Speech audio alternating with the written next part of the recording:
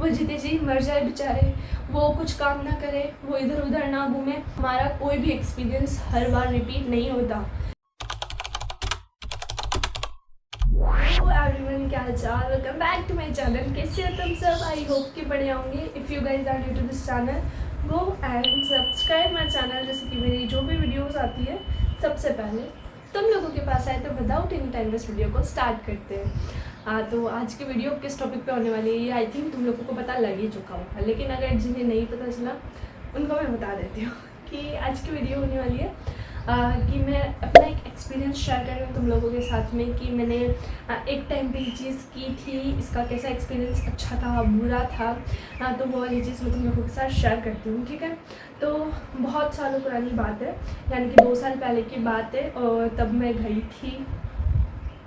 मुझे ना ये वीडियो बनाने का ना आज बिल्कुल भी मन नहीं कर रहा था कि मैंने सोचा यार मेरे को जो चीज़ आपके साथ बुरी हो चुकी होती है ना, आप उस वक्त को याद करने की भी कोशिश नहीं करते कि आपको नहीं पसंद होता वो चीज़ जो आपके साथ बुरी हुई हो ना, आप उसको याद नहीं करना चाहते। वैसे ही मेरे साथ इस एक्सपीरियंस से रिलेटेड है कि मेरे को ये एक्सपीरियंस तुम लोगों के साथ शेयर तो करना था, बट मेरे को बिल्कुल इच्छा नहीं हो रही थी कि यार मैं क्या ही शेयर करूँ तुम लोगों के साथ, पर फिर भी तुम्हारे लिए करना पड़ा।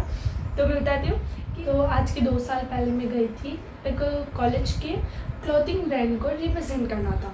इट मीन्स वहाँ पे एक ऐसा कॉलेज जहाँ पर 12th कंप्लीट करते ही बच्चों को फैशन डिज़ाइनिंग का कोर्स सिखाया जाता है, और वो कपड़े बनाते हैं, वो कपड़े डिज़ाइन करते हैं, और उसके बाद में उन्हें किन्हीं मॉडल्स की ज़रूरत होती है। वो जो उनका प्रोग्राम होता है उसके लिए उन्हें ना जो कपड़े बच्चों ने बनाए हैं उन मॉडल्स को पहनाकर वॉक करवानी होती है, उनको रिप्रेजेंट करवाना होता है कि देखो कि ये ड्रेस कितना अच्छा है, इसकी फिटिंग कितनी अच्छी है, इसकी मतलब कितना अच्छे से डिज़ाइन किया हुआ है, कितनी छोटी छोटी सी चीज़ें एक्सप्लेन करनी पड़ती है। ये सारा होता है इसमें प्रोसेस। तो मैं भी किसी और के रेफरेंस से गई थी कि एज एन मॉडल चाहिए तो चाहो। मैंने बोला ओब्वियसली मैं क्यों ही मना करूँगी। आज के 2 साल पहले की बात है जब मैं रील्स बनाती थी, एंड रील्स के टाइम पे इतने कपड़े होते थे ना, खुद के कपड़े में इतनी रील्स बना ली थी कि अब कपड़ों की ज़रूरत पड़ रही थी। तो मैंने भी सोचा कि वहाँ पे गई, एक्सपीरियंस लेना था ना। मेन बात यह है कि आपकी बहन को एक्सपीरियंस लेना था, तो वो इसलिए वो वहाँ चली गई। मैं वहाँ गई और वहाँ पे जाते ही जो मैम थी वहाँ की, उन्होंने हमसे पहले ही मेरे जैसे बहुत सारे बच्चे भी थे, उनके कॉलेज के खुद के 2-4 बच्चे थे, मतलब कुल मिला के हम लोग 14-15 बच्चे थे।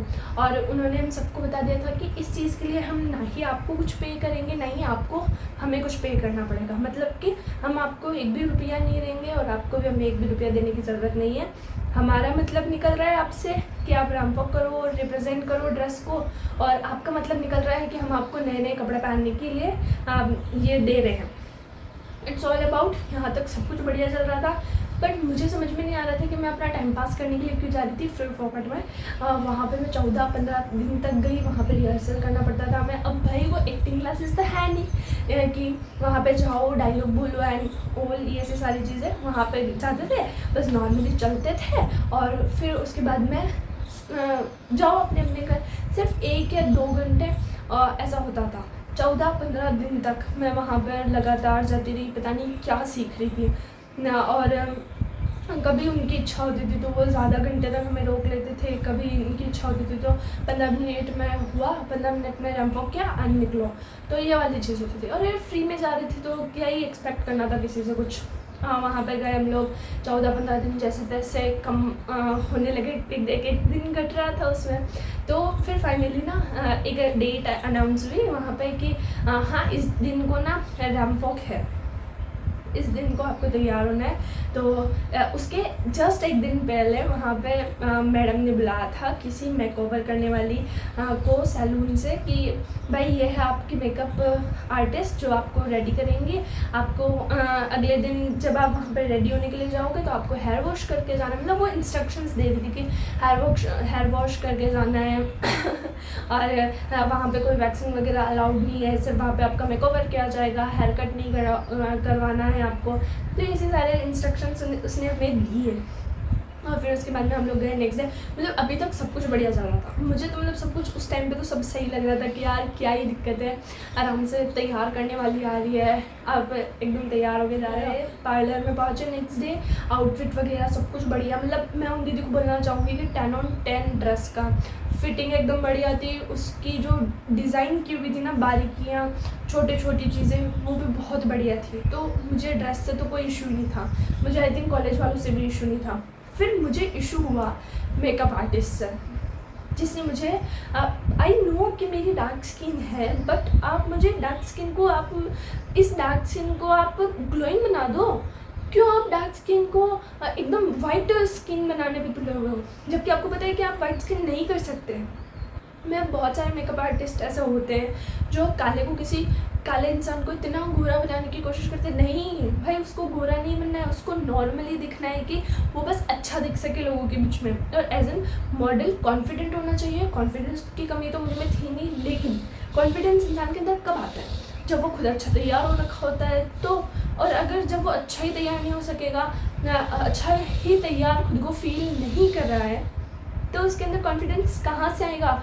और उस दिन भाई मैं यहाँ से गई थी, घर से निकली थी 10 बजे, और उन्होंने वहाँ पे हमें रेडी करते करते 5 बजा दी थी। 5 बज गए थे शाम के। सुबह के 10 बजे से शाम के 5 बजे तक उन्होंने पता नहीं मुझे क्या तैयार किया, मुझे नहीं समझ में आया। मैं खुद को इतनी अनकॉन्फिडेंट फील कर रही थी ना, जितनी मैं इतने दिनों में खुद को, मैंने अपनी ज़िंदगी में कभी इतना खुद को फील नहीं किया होगा जैसा उस मेकअप आर्टिस्ट ने मुझे इतना गंदा तैयार कर दिया था। मैं तो बिल्कुल सेटिस्फाइड नहीं थी उनके मेकअप से कि, और मुझे फर्स्ट टाइम था वो मेरा, तो मैंने सोच लिया कि उस मेकअप आर्टिस्ट के पास तो मैं ज़िंदगी में कभी भी नहीं जाऊँगी। और अगर अब मैं किसी के पास जाऊँगी तो भी मैं उन्हें साफ इंस्ट्रक्शंस दे दूँगी कि भाई मुझे गोरा बनाने की कोशिश मत करना, एकदम मैं जैसी हूँ, मैं खुद को एक्सेप्ट करती हूँ, मैं खुद को बहुत बढ़िया लगती हूँ, मत कोशिश करो तुम और ज़्यादा मेकअप लगा के। और मेकअप जिनको सूट करता है उनको करता है, मुझे नहीं करता, तो मैं इतना मेकअप ऐसे भी नहीं करती।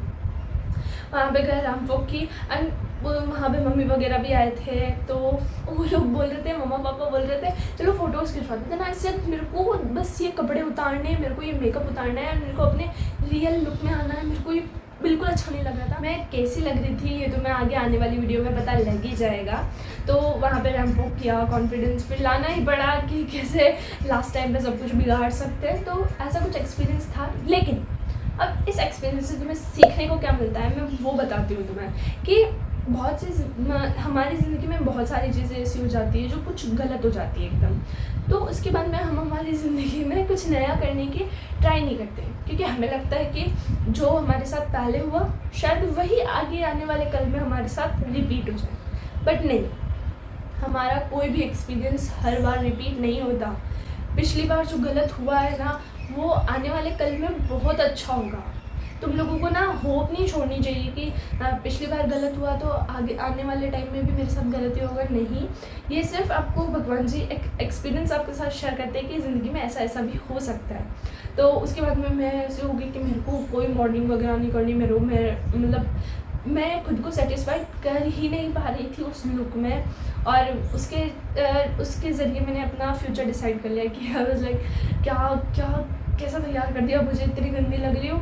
और फिर उसके बाद में बहुत अच्छा लगा था मुझे, तो वो वीडियो, अगर इस वीडियो पे अच्छा खासा रिस्पॉन्स आया तो मैं नेक्स्ट और वीडियो बनाऊँगी जिससे कि तुम्हें और ज़्यादा कॉन्फिडेंस फील होगा। लेकिन बस मैं लास्ट में इतना ही कहना चाहती हूँ कि अगर काले गोरे में फ़र्क किया जाए तो शायद तुम लोगों की नज़रों में जो गोरे और काले के बीच में डिफरेंस को जानते हैं, तो उन लोगों की नज़रों में तो शायद अफ्रीका के लोग तो कुछ करे ही ना, वो जीते जी मर जाए बेचारे, वो कुछ काम ना करे, वो इधर उधर ना घूमे।